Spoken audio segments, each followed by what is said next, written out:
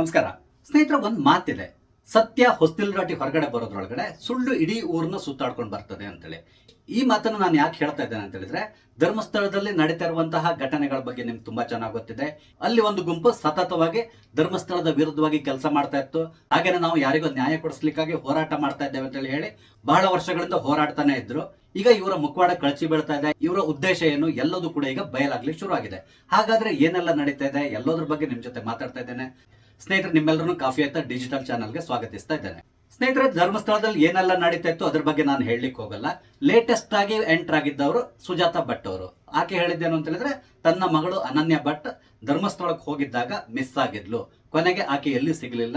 ನಾನು 2003ರಲ್ಲಿ police complaint ಕೊಡ್ಲಿಕ್ಕೆ ಹೋದ್ರು ಕೂಡ ಪೊಲೀಸರು ನನ್ನ ಕಂಪ್ಲೇಂಟ್ ಅನ್ನು ತಗೊಂಡಿಲ್ಲ, ನನ್ನನ್ನು ಅಲ್ಲಿಂದ ಓಡಿಸಿದ್ರು ಅಂತಕೊಂಡು ಹೇಳಿದ್ರು. ಈಗ ಧರ್ಮಸ್ಥಳದಲ್ಲಿ ಈ ಹಣವನ್ನು ಹುಡುಕುವಂತ ಕೆಲಸ ನಡೀತಾ ಇದೆಯಲ್ಲ, ಹಾಗಾಗಿ ನಾನೀಗ ಬಂದಿದ್ದೇನೆ. ದಯವಿಟ್ಟು ನನಗೆ ನನ್ನ ಮಗಳ ಶವವನ್ನು ಹುಡುಕಿ ಕೊಡಿ ಅಥವಾ ಆಕೆಯ ಅಸ್ಥಿಪಂಜರವನ್ನು ಹುಡುಕಿ ಕೊಡಿ.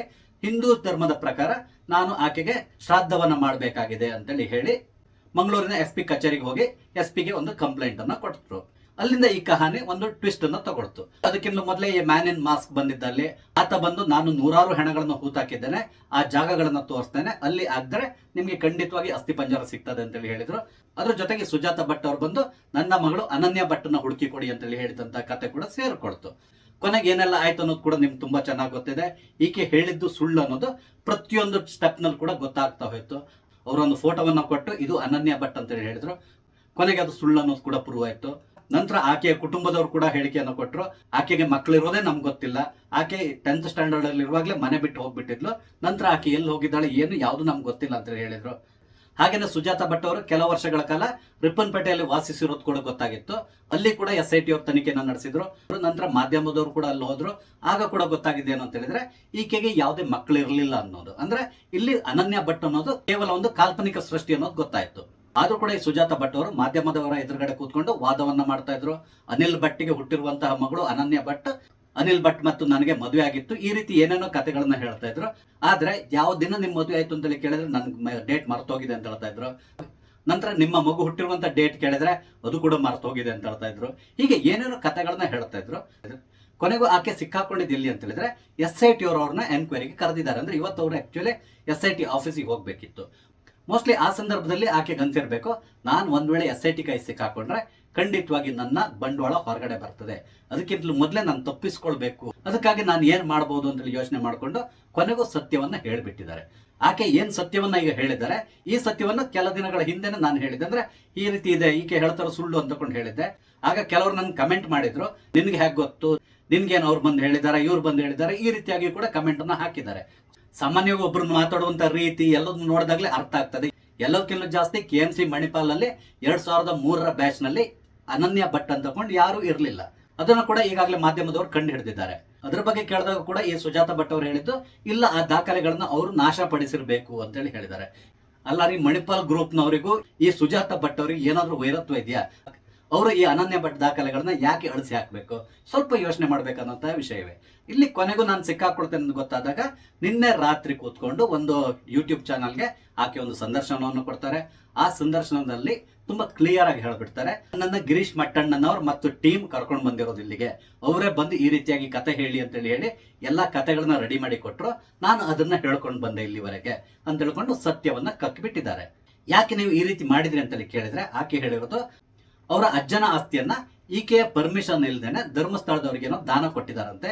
ಹಾಗಾಗಿ ನನಗೆ ಬೇಸರ ಆಗಿತ್ತು, ನನ್ನ ಅಜ್ಜನ ಆಸ್ತಿಯನ್ನ ನಾನು ವಾಪಸ್ ತಗೊಳ್ಳಿಕ್ಕಾಗಿ ನಾನು ಇಲ್ಲಿಗೆ ಬಂದಿದ್ದೆ. ನಾನು ಗಿರೀಶ್ ಮಟ್ಟಣ್ಣನವ್ರನ್ನ ಅಪ್ರೋಚ್ ಮಾಡಿದ್ದೆ, ಆಗ ಅವರು ನನಗೆ ಈ ರೀತಿಯಾದಂತಹ ಕತೆ ಹೇಳಲಿಕ್ಕೆ ಹೇಳಿದ್ರು ಅಂತ ಹೇಳ್ತಾ ಇದ್ದಾರೆ. ಅಂದ್ರೆ ಎಲ್ರಿಗೂ ಅರ್ಥ ಆಗಿರೋದು ಏನು ಅಂತ ಹೇಳಿದ್ರೆ, ಇಲ್ಲಿ ಒಂದು ಬಹುದೊಡ್ಡದಂತ ಷಡ್ಯಂತ್ರ ನಡೀತಾ ಇದೆ. ಈ ಷಡ್ಯಂತ್ರದ ಹಿಂದೆ ಕೆಲವರು ನಮ್ಗೆ ಕಾಣಿಸ್ತಾ ಇದ್ದಾರೆ, ಆದ್ರೆ ಇನ್ನು ಕಾಣದ ಕೈಗಳು ಹಲವಾರು ಇದೆ ಅನ್ನೋದು ಕ್ಲಿಯರ್ ಆಗ್ತಾ ಇದೆ.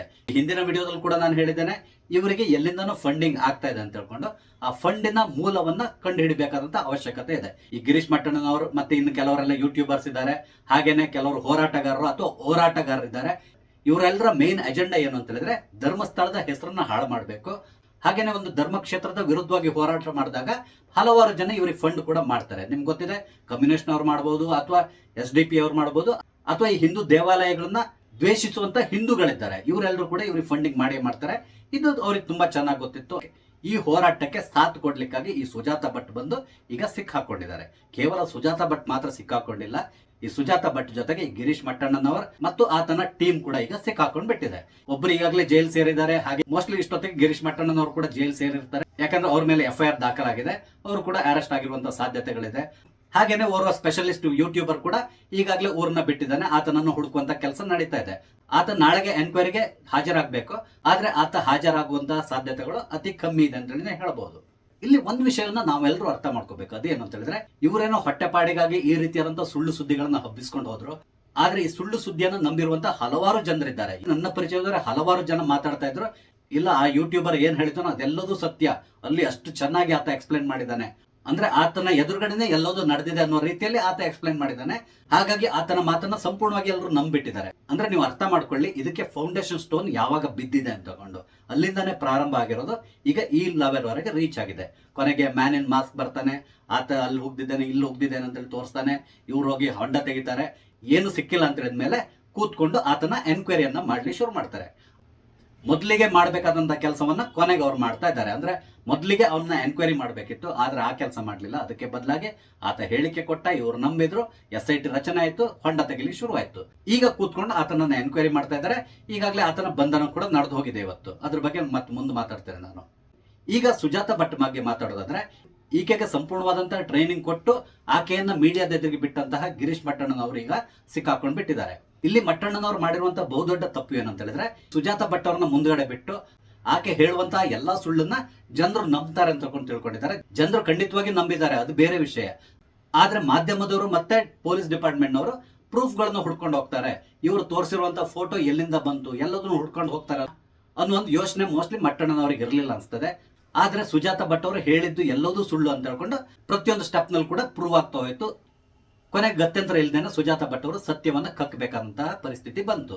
ಅವ್ರು ನಿನ್ನೆ ರಾತ್ರಿ ಒಂದು ಯೂಟ್ಯೂಬ್ ಚಾನೆಲ್ಗೆ ಸಂದರ್ಶನವನ್ನು ಕೊಟ್ಟು ಏನೆಲ್ಲ ನಡೀತು ಅಂತ ಹೇಳಿದ್ದಾರೆ. ನಾನೇನು ದುಡ್ಡಿನ ಆಸೆಗಾಗಿ ಬಂದಿಲ್ಲ, ಕೇವಲ ನನ್ನ ಜಮೀನಿಗಾಗಿ ನಾನು ಬಂದಿರುವಂತಹದ್ದು. ಆದ್ರೆ ಮಟ್ಟಣ್ಣನವರ್ ಅಂಡ್ ಟೀಮ್ ನನ್ನನ್ನ ಈ ರೀತಿಯಾಗಿ ಬಳಸ್ಕೊಳ್ತು ಅಂತ ಹೇಳಿಕೆಯನ್ನ ಕೊಟ್ಟಿದ್ದಾರೆ. ಇದು ಎಲ್ಲಾ ಚಾನೆಲ್ಗಳಲ್ಲೂ ಕೂಡ ಪ್ರಸಾರ ಆಗ್ಲಿ ಶುರುವಾಯ್ತು. ತಕ್ಷಣ ಸುಜಾತ ಭಟ್ ಇನ್ನೂ ಒಂದು ತಪ್ಪನ್ನ ಮಾಡಿದ್ರು. ಅದೇನು ಅಂತ ಹೇಳಿದ್ರೆ, ಈ ಯೂಟ್ಯೂಬ್ ಚಾನಲ್ನವರಿಗೆ ಫೋನ್ ಮಾಡಿ, ನೀವ್ ಯಾಕೆ ಈ ಒಂದು ವಿಡಿಯೋವನ್ನ ಇವಾಗಲೇ ಹಾಕಿದ್ರಿ? ನಾನು ನಿಮ್ಗೆ ಹೇಳಿದ್ದೇನೋ SIT ಅವ್ರನ್ನ ನಾನು ಭೇಟಿ ಆದ್ಮೇಲೆ ನೀವು ಇದನ್ನ ಹಾಕ್ಬೇಕಿತ್ತು, ಈಗ ಯಾಕೆ ಹಾಕಿದ್ರಿ ಅಂತ ಜಗಳ ಮಾಡಿದ್ದಾರೆ. ಅದೇ ರೀತಿಯಲ್ಲಿ ಇವರಿಗೆ ಒಂದು ಬೆದರಿಕೆಯನ್ನು ಕೂಡ ಹಾಕಿದ್ರು. ನನ್ನನ್ನ ಕಾರ್ ಒಳಗಡೆ ಕೂಡ ಹಾಕೊಂಡು ನನ್ನನ್ನ ಹೆದರಿಸಿ ಈ ರೀತಿಯಾದಂತ ಹೇಳಿಕೆಯನ್ನ ತಗೊಂಡಿದ್ದೀರಾ ಅಂತ ನಾನು ಎಲ್ಲಾ ಕಡೆ ಹೇಳ್ಬಿಡ್ತೇನೆ ಅಂತ ಕೂಡ ಹೇಳಿದ್ರು. ಆ ಕೆಲಸವನ್ನು ಕೂಡ ಅವ್ರು ಮಾಡಿದ್ರು. ಆದ್ರೆ ಅವ್ರಿಗೆ ಮೋಸ್ಟ್ಲಿ ಗೊತ್ತಿರಲಿಲ್ಲ, ಇವ್ರು ಕಾಲ್ ಮಾಡಿರುವಂತದ್ದು ಎಲ್ಲದೂ ರೆಕಾರ್ಡ್ ಆಗಿರ್ತದೆ, ಅದನ್ನ ಕೂಡ ಇವ್ರು ರಿಲೀಸ್ ಮಾಡ್ತಾರೆ ಅನ್ನೋದು. ಇವ್ರು ಬೇರೆ ಚಾನೆಲ್ಗಳಿಗೆ ಹೋಗಿ ಹೇಳಿಕೆಯನ್ನ ಕೊಟ್ಟರು, ನನ್ನನ್ನ ಎದುರಿಸಿರು ಬೆದರಿಸಿರು ಅಂತೇಳಿ. ಆದ್ರೆ ಅದೇ ಸಂದರ್ಭದಲ್ಲಿ ಈ ಫೋನ್ ಸಂಭಾಷಣೆ ಕೂಡ ಹೊರಗಡೆ ಬಂತು. ಟೋಟಲ್ ಆಗಿ ಈಗ ಸುಜಾತ ಭಟ್ ಅವರು ಲಾಕ್ ಆಗಿದ್ದಾರೆ. ಸುಜಾತ ಭಟ್ ಅವರು ಇನ್ನೊಂದು ಹೇಳಿಕೆಯನ್ನು ಕೊಟ್ಟಿದ್ದಾರೆ, ನನ್ನ ಕಡೆಯಿಂದ ತಪ್ಪಾಗಿದೆ, ನಾನು ಜನರಿಗೆ ಮೋಸ ಮಾಡಿದ್ದೇನೆ, ನಾನು ಕ್ಷಮೆಯನ್ನ ಕೇಳ್ತೇನೆ ಎಲ್ಲದನ್ನು ಹೇಳಿದ್ದಾರೆ. ಹಾಗೇನೆ ಧರ್ಮಸ್ಥಳದ ದೇವಸ್ಥಾನಕ್ಕೆ ಹೋಗಿ ತಪ್ಪಿನ ಕಾಣಿಕೆಯನ್ನ ಕಟ್ಟಿ ನಾನು ಕ್ಷಮೆ ಕೇಳ್ತೇನೆ ಅಂತ ಹೇಳಿದ್ದಾರೆ. ದೇವ್ರು ಇವ್ರನ್ನೇನೋ ಕ್ಷಮಿಸಬಹುದು, ಆದ್ರೆ ಪೊಲೀಸ್ ಡಿಪಾರ್ಟ್ಮೆಂಟ್ ನವರು ಇವ್ರನ್ನ ಕ್ಷಮಿಸುವಂತ ಸಾಧ್ಯತೆಗಳಿಲ್ಲ. ಯಾಕಂದ್ರೆ ಇವರು ಈ ಒಂದು ಪ್ರಪಗಂಡದ ಬಹುದೊಡ್ಡ ಸಾಕ್ಷಿ ಕೂಡ ಹೌದು, ಅದೇ ರೀತಿಯಲ್ಲಿ ಪ್ರಪಗಂಡದ ಒಂದು ಭಾಗ ಕೂಡ ಹೌದು. ಹಾಗಾಗಿ ಖಂಡಿತವಾಗಿ ಇವ್ರನ್ನ ಈಗ ಅರೆಸ್ಟ್ ಮಾಡ್ತಾರೆ. ಇಲ್ಲಿ ಅತ್ಯಂತ ಬೇಸರ ಮತ್ತು ಕೋಪ ಬರೋದು ಯಾರ ಮೇಲೆ ಅಂತ ಹೇಳಿದ್ರೆ, ಈ ಹೊಟ್ಟೆಪಾಡಿಗಾಗಿ ಅಲ್ಲಿ ಗುಂಪನ್ನ ಕಟ್ಕೊಂಡು ನಾವು ಹೋರಾಟ ನಡೆಸ್ತಾ ಇದ್ದೇವೆ ಅಂತೇಳಿ ಹೇಳ್ಕೊಂಡು ಇಷ್ಟೊಂದು ಏಜ್ ಆದವ್ರನ್ನ ಇವ್ರು ಯೂಸ್ ಮಾಡ್ಕೊಂಡ್ರಲ್ಲ, ಅವ್ರ ಬಗ್ಗೆ ಖಂಡಿತವಾಗಿ ಕೋಪ ಬರ್ತದೆ.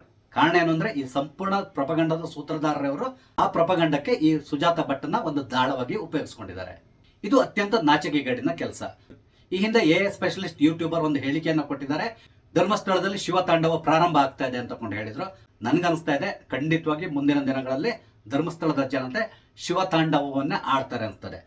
ನೋಡೋಣ ಮುಂದಿನ ದಿನಗಳಲ್ಲಿ ಮಟ್ಟಣ್ಣನವರ ಟೀಮ್ ಧರ್ಮಸ್ಥಳದಲ್ಲಿ ಹೋರಾಟವನ್ನ ನಡೆಸ್ತಾರ ಅಥವಾ ಅಲ್ಲಿಂದ ಓಡಿ ಹೋಗ್ತಾರ, ಯಾವುದಕ್ಕೂ ನಾವು ಕಾದ್ ನೋಡ್ಬೇಕಾಗಿದೆ. ಸ್ನೇಹಿತರೆ, ಈ ಎಲ್ಲ ವಿಷಯಗಳ ಬಗ್ಗೆ ನಿಮ್ಗೆ ಏನಿಸ್ತದೆ ದಯವಿಟ್ಟು ಕಮೆಂಟ್ ಮುಖಾಂತರ ತಿಳಿಸಿ. ಹಾಗೆ ವಿಡಿಯೋ ಇಷ್ಟ ಆದ್ರೆ ಲೈಕ್ ಮಾಡಿ, ಶೇರ್ ಮಾಡಿ, ದಯವಿಟ್ಟು ನನ್ನ ಚಾನಲ್ ಸಬ್ಸ್ಕ್ರೈಬ್ ಮಾಡಿ. ನಮಸ್ತೆ, ಜೈ ಹಿಂದ್.